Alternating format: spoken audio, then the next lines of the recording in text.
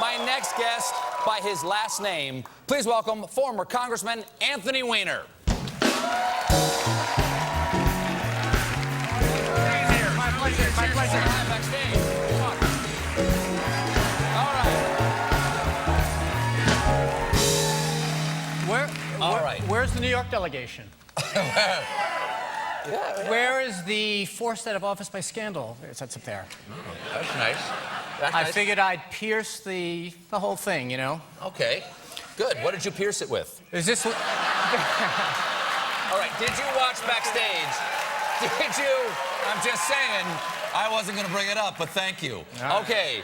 So, Backstage, did you watch the convention? I did. Okay.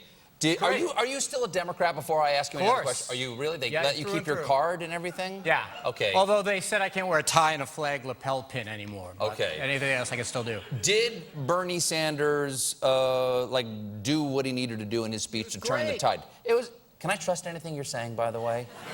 Because you are married to Hillary Clinton's closest advisor, Huma Abedin. Look, Bernie Sanders is great. We love Bernie. Look, the difference between the Democrats and Republicans is Hillary people mostly loved Bernie Sanders, and Bernie Sanders supporters mostly loved Hillary. Like, the Republicans were... Not really. I don't think so. Oh, yeah, totally. No, I was down there. I ran into two people on the train. Two Bernie people, and I said, so, you guys, is it going to be unity? And they said, no, it's not going to be unity. Well, what do they want? Look, they want national health care, and Hillary wants that. They want a $15 minimum wage, and Hillary wants that. I mean, what are they going to vote for Donald Trump? Or not vote. Well, I mean, that's effectively a vote for a xenophobic, narcissistic, racist anti-Semite. They could do that. He contributed to your campaign. But he contributed to your campaign. Yes. Why, do you have anything nice to say about the man? He gave you money for your campaign. No. I don't have anything nice to say about Donald Trump. But let's realize something here. You know, for the most part, the things that Bernie Sanders supporters want, they're more likely to get with Hillary Clinton. And they're not, I mean, they're not dumb people. They're donating money, going to rallies, advocating for issues. They're not going to go out and vote for Donald Trump. I mean, realistically, they're not. They didn't get everything they wanted. Look, I cried when Hillary Clinton lost to Barack Obama. I mean, I was like that last guy, like the Chinese guy in front of the tank. I was the last person to endorse Obama. Mm-hmm. But, I mean, now you've seen 8 years. You've seen 8 years of remarkable growth of a country that is not allowed. You know, to hear Donald Trump talk, you think we live in a lousy country. And it's because of you and the mainstream media that give him so much oxygen. Really? I'm mainstream media? Thank you. I'll take that as a compliment. I've made it. I'm mainstream. Okay. Let's talk about the, thank you very much. We're live, we gotta go, we're live, okay.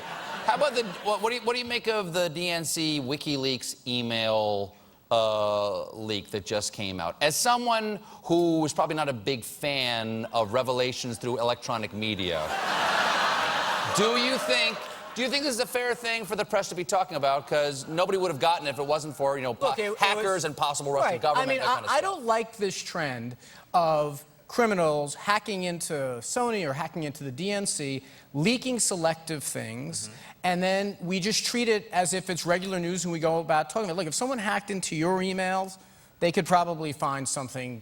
They could probably find they can probably find most things very embarrassing that you say. Sure, I'm a poor speller. But, you know, let's just remember something else. I mean, the DNC is irrelevant. It's kind of like making a complaint about the commissioner's office during the World Series. I mean, basically, it's irrelevant. It's a minor distraction. What do you mean? Well, because the DNC doesn't have any real authority over anything. This was an election that went for 50 states. Hillary Clinton, frankly, dominated the election. She won by over 4 million votes, got more delegates. But on the issues, I think Bernie Sanders made her a lot better. The DNC had such... I mean, most people could probably, if you stopped them on the street and asked them what the DNC even does, me included, would probably not be able to tell you. Well, the emails say that they actually, like, vet articles by reporters. They sell stories to different people to try to create a narrative that his... No, I'm not making it up. I'm reading it off of an email, admittedly. obtained through, you know, Il Butungati. No, But those were in the emails that they were but trying to create narratives. It's not I the know, same as the commissioner of baseball. He can totally root for a is. team, but doesn't change the score. It totally is. Like, there's this, the same way the commissioner of baseball might have speculation, hey, it's better for ratings if the LA Dodgers are in the World Series than the Minnesota Twins. That kind of conversation might go, I don't have a beef with the Minnesota Twins. Give me a break. But that type of thing may go on with anonymous staffers all the time. They have no real ability to do it. Bernie Sanders ran a great campaign, got a lot of votes. Yeah. And frankly, all these rules that people complain about are made by the individual states, and they've done a great job choosing nominees. Barack Hussein Obama got elected through this system, so stop complaining about this system. Your candidate did very well. We've adopted a lot of the Bernie's ideas. We're a better party. Now we're going to go on to win the election. That's the way it's supposed to work. Now, you're from Queens. You're from Queens. I grew up in Brooklyn, Queens. represented Queens. Okay, That's represented Queens. Okay. And do you have any advice for Hillary? You're combative. He's aggressive. Do you have any advice for her on how to debate Trump? Well, I would, if I were Hillary, I would yield all of my time to Donald Trump. But that's what Jeb did, and look what happened. No, look, I don't think anyone ever looks at the television set when Donald Trump is talking and says, that guy looks like a president to me. People, you don't know, but there are 40% of Americans who disagree with you. There are 70% of Americans that think he's unfit to be president. I'm with them. He's actually a unifying force. That means 10% of them want to be president and think he's unfit, by the way. I just did the math. Thank you so much for being here. Thank you very much, Stephen. We gotta go because we're live. Thank you so much for being here. Anthony Weiner, everybody.